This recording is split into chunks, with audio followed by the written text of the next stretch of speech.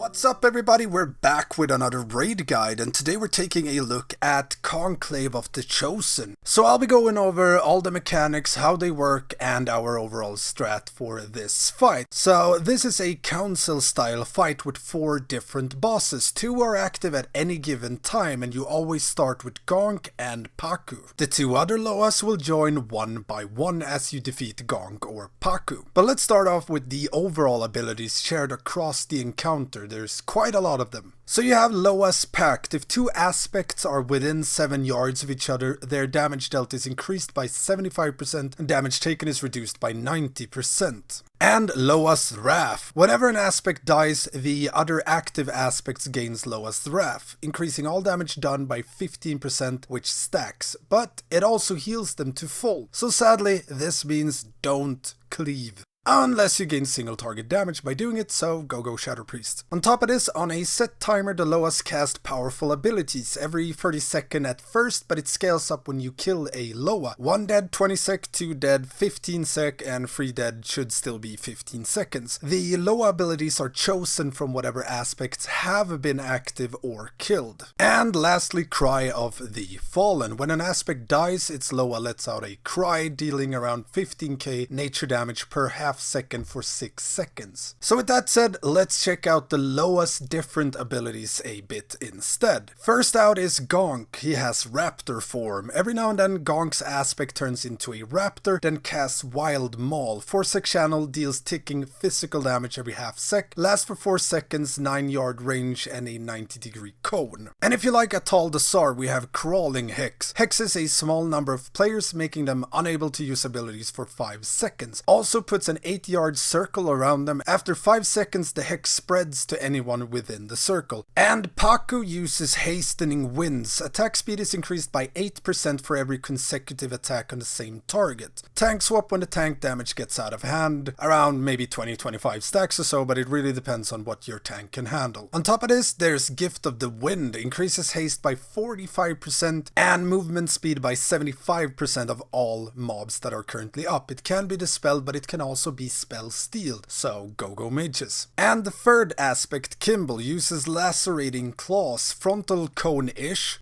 deals a large amount of physical damage plus a large dot that lasts for 45 seconds, and it stacks. And the last aspect, Akunda. Thundering Storm AoE ability that swirls around the boss, deals loads of nature damage within 10 yards, just move out of the circle away from the boss. And Akunda uses Mind Wipe, wipes the mind of several random players, causing them to forget all abilities for 30 seconds. You can and should dispel this unless someone you don't like gets it. In that case, just leave it on them and hear them scream. And there's actually a 5th aspect, but you don't actually fight it, and that's Cragwa. It supposedly jumps to the furthest player away from it, deals a large amount of physical damage to that player and anyone within 5 yards, and knocks them back. However, it didn't seem to always want to jump to the player furthest away from it. So be on the lookout for swirls on the ground, very large white grayish swirls. On top of these, as I mentioned earlier, there's also more powerful Loa abilities that they use every now and then, 30, 20 seconds, etc., depending on how many Loas you've killed. First out is Gonk's Wrath. Summon several raptors that fixate on a random target and attack them until they die. They are stunnable, slowable, grippable. While 2 raptors are nearby each other, movement speed is increased by 75% and they also become immune to crowd control for 5 seconds. Then there's Paku's Wrath. Paku will appear, pick a random side of the room, fly over there and then cast a massive AoE. There is a safe circle directly under him, 10-yard radius, lasts 8 seconds. Deals a moderate amount of nature damage every second inside the safe zone, however it deals a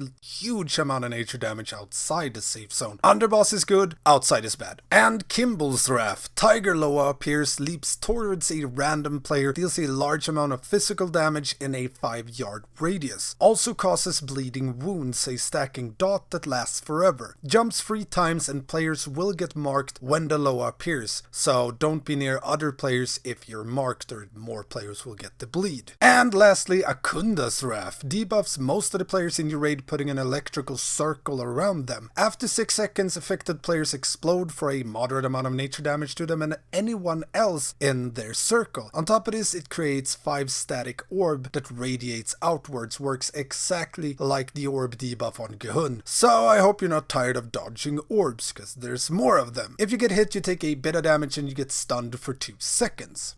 How do we deal with all of this madness? Start off by keeping the aspects at least 10 yards apart at all times to ensure that they never gain Loa's Pact. Your general kill priority should be Paku, Gonk, Kimball, and then Akunda. We however did Gonk, Kimball, Paku, Akunda instead. Of course, there's no one set way to do this fight, and your raid setup might handle other kill orders better. Why we chose to keep Paku alive is so that our mages could spell steal the haste buff Paku puts up all the time, meaning we got a lot more damage out of it. However, tanks will take a lot more damage due to Paku getting buffed anytime a Loa dies. So I recommend trying out different kill orders and see if anyone feels better for you. Moving on, make sure you're dispelling Gift of the Wind buffs when Paku casts it, either by dispelling or spell stealing it, and that your healers are dispelling Mind Wipe whenever Akunda casts it. Try and time when you kill an aspect so it doesn't overlap with something like Paku's Wrath. Remember that when you kill an ad, everyone in the raid gets a dot for 6 seconds. So healers, be on your lookout if any weird overlaps happens. However, you will get weird overlaps and really annoying moments during Paku's Wrath where you need to stay in the safe zone under Paku while dealing with other mechanics. You can get Paku's Wrath with the crawling hex circles, which is a tad annoying. Try and have anyone with immunity stand outside the safe circle to give some space under the boss, and the rest spread out around the edge of the circle. It's not the end of the world if 1 or 2 players happens to get hexed, but avoid if possible. You can also get the big toad Kragwa jumping into the middle of the safe zone, knocking everyone out. We tried having a player with immunity like a hunter try and bait Kragwa during this so it wouldn't jump into the raid, but that only seemed to work every now and then. Just react to big white-gray swirls on the ground and try to avoid being hit. Move out to the edge of the circle if you see it. You'll also get Akunda's Thunderstorm during this. Make sure to tank Akunda on the edge of Paku's Wrath so that players can dodge the Thunderstorm as well. It's mostly about reacting to whatever happens, it's not super hard to deal with. Other than that, during Gonk's Wrath, players fixated by raptors must stay spread at least 7 yards apart to make sure other raptors don't get close to each other. Make sure you stun and CC them as much as possible, and make sure to dispel a Gift of the Wind as soon as possible. When they cast it, it will hit the raptors as well. Players targeted by Akunda's Wrath should move to the edges of the room to spread out the static orbs and make them easier to dodge, just like the Gahun orbs. And always focus DPS on 1 Loa. Again, they will heal when 1 Loa dies, so cleaving or AoEing or anything like that is just wasted damage. And for you tanks out there, we mostly tank swapped Paku when an ad died, so at pull when Gonk died, whoever was tanking Gonk taunts Paku, which frees up the old Paku tank to pick up Kimball when he spawns. On Kimball, however, we swapped when one tank got 2 stacks of the bleed, or when Kimball died. And healers, keep in mind that a lot of players will be all over the room, so healing efficient might be a tad hard. Have cooldowns ready for any overlaps you might get, like Paku's Wrath and a Kragwa Frog, and remember that everyone takes damage when a Loa dies. We used Bloodlust when the second ad was down. At this point, Paku was buffed by 2 dead Loas, so we wanted to get him down fast, and Akunda doesn't do anything at all, really. But overall, this encounter is just about reacting fast to what's happening. If you need to run into a safe zone out with a debuff, don't stand in a swirl, kill a raptor, or run away with a hex. And I think that pretty much covers this fight. Hope it helps, and if you have any questions at all, make sure to hit me up in the comments below. Make sure to check out my Patreon if you'd like to support me and my work with the guides I'm doing, and as always, hit that subscribe button, leave me a like, and ring that notification bell and switch it to all. Thanks for watching, and I will see you next time.